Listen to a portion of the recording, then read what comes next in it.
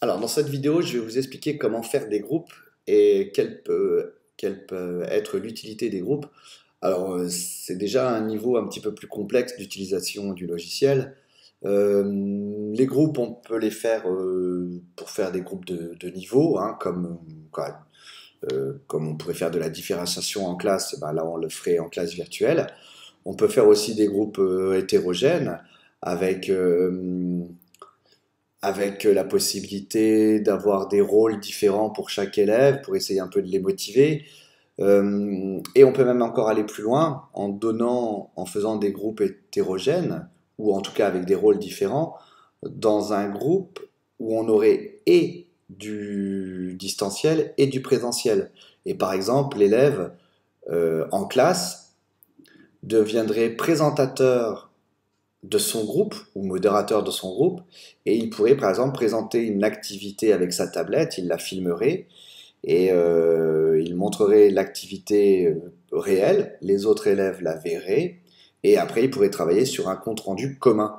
Donc là, c'est l'étape ultime, on va dire, du groupe virtuel, mais c'est possible. Alors, il y a quelques bugs dans l'application, mais je vais vous montrer quand même a priori comment on peut faire des groupes et ce qu'on quelles sont les possibilités avec ce logiciel. Alors, on va partir du fait que nos groupes ont au départ, comme d'habitude, l'audio et la vidéo qui n'est pas partagée. Alors moi, je suis le prof, hein, je peux partager l'audio, bah, je vais le faire, je partage l'audio, hop, pardon, et je partage la vidéo, voilà. Donc mes élèves me voient et m'entendent. Ça pose pas de problème. Alors ensuite, ce que je vais faire, c'est en fait les mettre dans des groupes. Alors je vais dans cet onglet numéro 3 qui s'appelle Partager du contenu et je vais faire groupe de travail. L'élève numéro 1, je vais le mettre dans le groupe numéro 1. L'élève numéro 2, je vais le mettre dans le groupe numéro 2 et je vais commencer. Et vous allez voir qu'il va se passer des choses. Hop, commencer.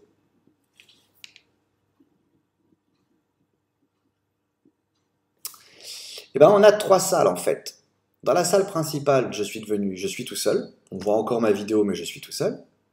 Dans la salle du groupe 1, j'ai l'élève qui est tout seul lui aussi, donc a priori, il ne devrait voir plus personne puisqu'il est tout seul. Et voyez, alors ça c'est le groupe 2, excusez-moi, mais bon, voilà le groupe 1, ben, il ne me voit plus. Et l'élève du groupe 2, il est tout seul aussi, il ne me voit plus. Alors, on voit bien, il est tout seul là. Il ne peut plus parler à personne dans le groupe 1, mais il peut parler à tout le monde. S'il fait coucou, hop, je vais le recevoir. Voilà, je l'ai reçu. Si je me mets ici, je l'ai reçu de la part de tout le monde. Vous voyez, dans tout le monde, j'ai reçu coucou. Mais, voilà, pardon, ouais, lui aussi, il a reçu coucou dans tout le monde. Mais, alors là, malheureusement, je n'ai qu'un seul élève, mais si j'ai plusieurs, bah, je vais le faire comme ça, par exemple, je vais vous montrer, je vais changer mes groupes. Hop. Donc là, je fais travail de groupe. Je vais prendre l'élève numéro 2 et je vais le mettre dans le numéro 1, je vais le mettre dans le groupe 2. Donc là, ils sont dans le même groupe, mais ils sont dans un groupe séparé du mien. Donc je fais mise à jour. Voilà, j'ai mes 2 élèves qui sont dans le même groupe. Ça prend encore quelques temps, excusez-moi. Voilà. Et là, regardez, cette fois-ci, ils peuvent se parler dans le même groupe. Je fais salut, ça va.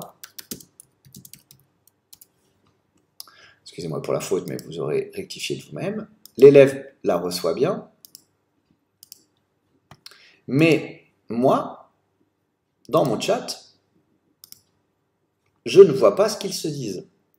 Donc ça pose déjà quand même un petit problème, c'est qu'on doit faire confiance à ce qu'ils se disent entre eux. Alors je ne sais pas si vous vous souvenez du module enregistrement de l'application, mais là ça peut être intéressant d'enregistrer parce que s'il y a des problèmes entre élèves, au moins il y a un enregistrement qui est fait, qui est sur le site du CNED, mais en tout cas, au moins il peut y avoir des remarques, si on a une preuve, quoi. Donc voilà, donc là ils sont dans 2 groupes différents, donc c'est un peu moins intéressant. En plus ils ne me voient toujours pas, hein, comme d'habitude. Moi je laisse ma vidéo, mais ils ne me voient pas. Mais en plus eux, alors là c'est un petit bug.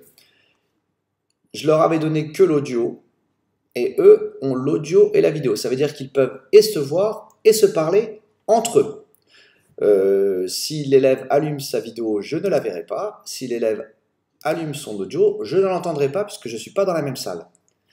Alors, c'est un problème, mais en même temps, c'est intéressant parce que ça permet d'avoir un vrai groupe de discussion entre eux. Ils peuvent vraiment se dire les choses, encore une fois dans le respect, hein, mais ils peuvent se parler, se voir et donc travailler de façon plus intense, quoi. Je disais que le prof peut venir les interrompre à n'importe quel moment. Donc il peut vérifier en fait si les élèves font n'importe quoi. Si je vais dans le groupe de travail, vous voyez, je suis ici.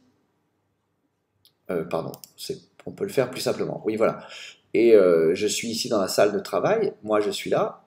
Et en cliquant sur la petite flèche verte, je peux rejoindre le groupe 1. Bon, là, il n'y a personne, donc ça ne sert à rien. Mais là, je peux rejoindre le groupe 2. Et si je rejoins le groupe 2, l'élève voit que j'arrive, me voici, et en plus, je les entends.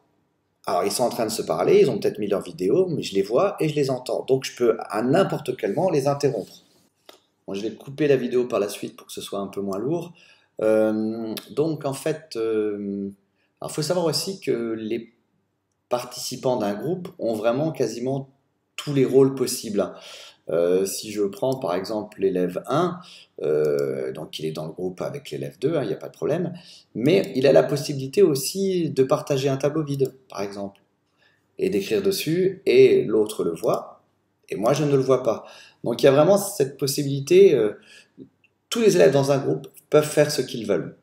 Donc si vraiment je veux gérer certains élèves, j'espère qu'ils ne sont pas nombreux, mais si je veux les gérer en leur imposant, entre guillemets, des interdictions, et par exemple, à ce qu'ils ne partagent pas n'importe quoi, et à ce qu'ils ne mettent pas la caméra. Je vais quand même leur laisser le son, sinon ça serait un peu trop dur, mais on peut même leur enlever le son, je vous montrerai tout à l'heure. Donc, comment faire? Donc déjà, j'arrête les groupes de travail actuels. Hop, voilà, ça va prendre quelques secondes.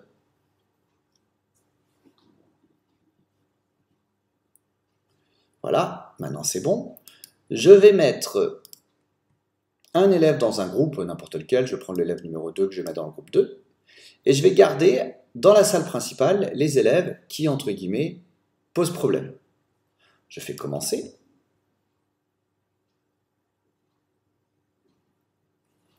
Si je vois l'élève du groupe 2, il a la possibilité de partager un tableau avec ses amis du groupe 2 uniquement. Alors là, si je fais partager, par exemple, l'élève 1 ne le voit pas. Mais c'est normal, il n'est pas dans la même salle. Donc, je vais arrêter de partager. Il a aussi la possibilité de mettre l'audio et de mettre la vidéo. Donc, il a vraiment toutes les possibilités.